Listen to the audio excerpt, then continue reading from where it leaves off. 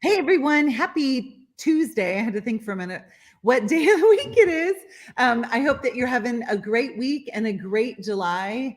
Already seven months into this year. It seems next to impossible if that's the case. And I'm really excited to have Dr. Blair with us today. So Dr. Blair, welcome. Thanks for joining me. Thank you. Dr. Blair has been a part of the 56-day chiropractic boot camp to double your business about since we started in 2017, and is just one of those people that always shows up and is so consistent. And I love the fact that she's also a part of our boot camp prayer group. So we meet on the second and the fourth Wednesdays of every month, and then have a Facebook private messenger prayer requests that can be dropped into there. I know I posted a couple in there today, and it's just so wonderful knowing that we have others that are praying for us. So Dr. Blair, thanks so much for being a really active and consistent part of that group as well. So we said we were going to go through the 3 tips of how to grow your practice when life is unpredictable and chaotic. And part of the reason I asked Blair to join me for this particular episode is that, wow, there's a lot of stuff that is always happening in your life and pulling at you while also growing your practice. So the first one is that which we measure grows. Let's talk about your growth, and then how is that one of the things that helps you stay grounded despite the chaos and the unpredictability? Measuring growth, if we aren't measuring stuff, how are we supposed to know what's happening to it? We have such an ebb and flow of how we're feeling, and those feelings can change throughout the day. But if we're actually measuring it, we know what's consistent, we know what's changing, we know what things that we've done and what things have worked. So that's been one of the biggest things. I take stats at the end of every single day, so I know exactly how we ended the day. And we can compare that to last week, we compare that to last month, last year, and we just get an idea of where things are going. We just finished last week, which was our biggest week ever. So that was super fun. And without having those stats and without having those spreadsheets, I wouldn't have known that. Yeah. So how do you even know? It's kind of like, how do we keep track of the day? Well, oftentimes we look at the time. And if we didn't know it was 6 o'clock, we wouldn't know, like, oh, it's about time to go home, or oh, it's time to make dinner, or oh, and so our stats just give us a reference point that we can also compare our growth to, or our lack of growth to. So congratulations on your best month ever. What did you do better in June than you've done before, such that it was your best month? I think the biggest thing is inviting more people to things. If it's on social media, having a particular call to action. If it's been in the office, just having a very specific thing or a very specific person that they can link that to. And then just being super consistent with some of the other stuff, making sure that the thank you letters are going out for referrals, making sure that the MD referral letters are going out with every new patient, and just making sure that all of the things that are on the checklist are being hit. Checklists matter, man. They make such a big difference. The daily success sheet, like, talk about an easy way to measure your actions and then to be able to see the results. So congratulations. That which we measure grows. Make sure that if you want to grow your practice despite chaos and unpredictability, keep track of your metrics. And they can be as simple as how many adjustments, how many new practice members, divide that, have your PVA, and how much money did you collect? I mean, just start with the basics and be really simple. So number 2 is be honest with your practice members while still making their care about them. What is that in reference to, and how do you do that? Patients will ask you things. You become friends with them, you get to know them. So making sure that you're serving them from a grounded state, that you're there to care about them and you're there for them. But when they ask, be honest. You're still a person. You may have a title of doctor, but you're still somebody that's in the community. You're still there. So just being honest with what's going on and what other things are taking your time where you may not have had the same flexibility that you used to before. Yes. And And I think that there's like, what do you find is the key to sharing so that they know you're a person, but not oversharing so that the visit becomes about you and your stuff and not about them?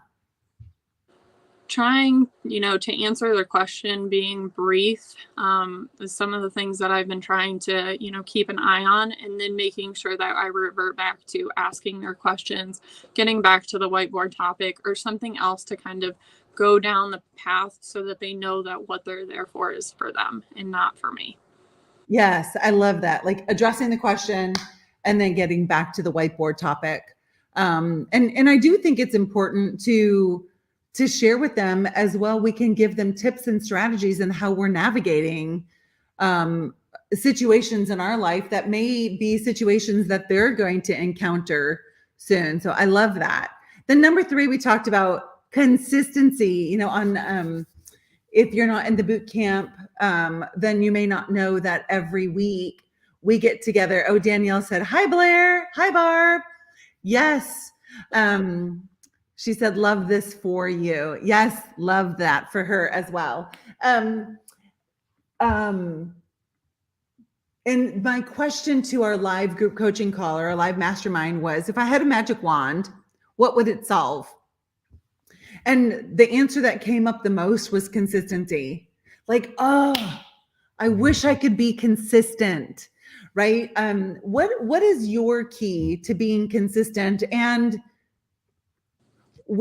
so let's answer that first. What are your strategies for consistency? Having a checklist is one of the big ones, making sure that I can go through and just make sure, like, hey, I did this, hey, I did this. Having a list that I can go through and just make sure that everything that came up that day that I covered before I leave the office.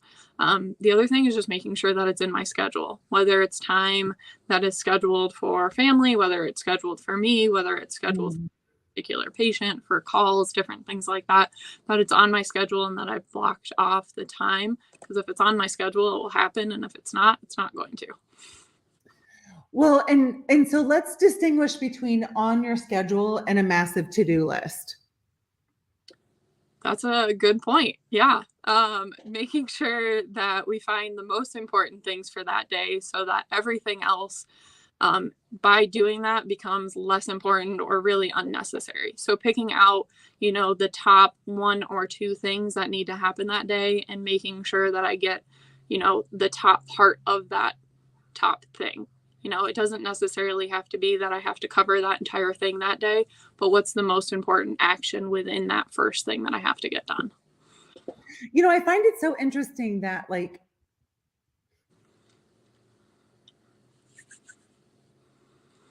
the things on our to-do list can really slow us down and keep us busy without doing business, right? Versus like what Blair is talking about here is that in your practice, there's a trigger and a system. Like, oh, it's a new practice member, here's the system. That's how we stay consistent, right? And this is how we do it. We do it the same thing. So remember that in order for a system to be successful, also known as consistent, must be measurable. We already talked about that. Measurable, reproducible, innovative, and we must eliminate discretion.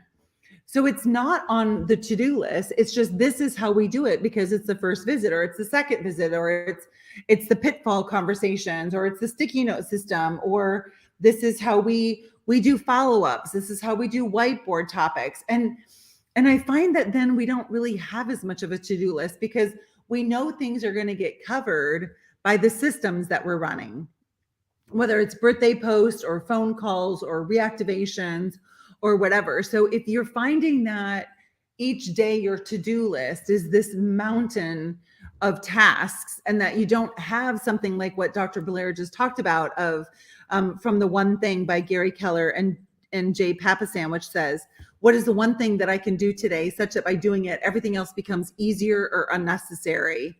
And that is just so critical that we're focusing on. If I only did one thing, what's going to give me the biggest bang for my buck, right?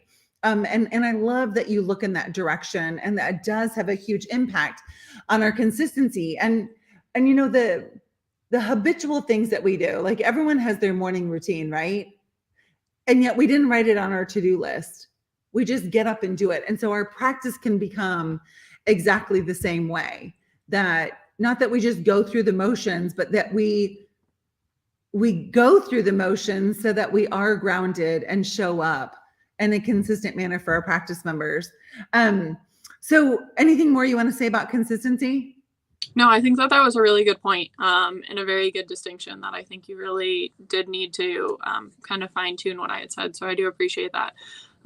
Because it is, once you're running a system, I don't put systems on my list by any means.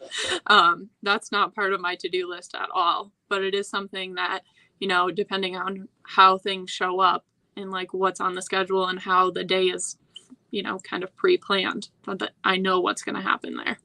Yes.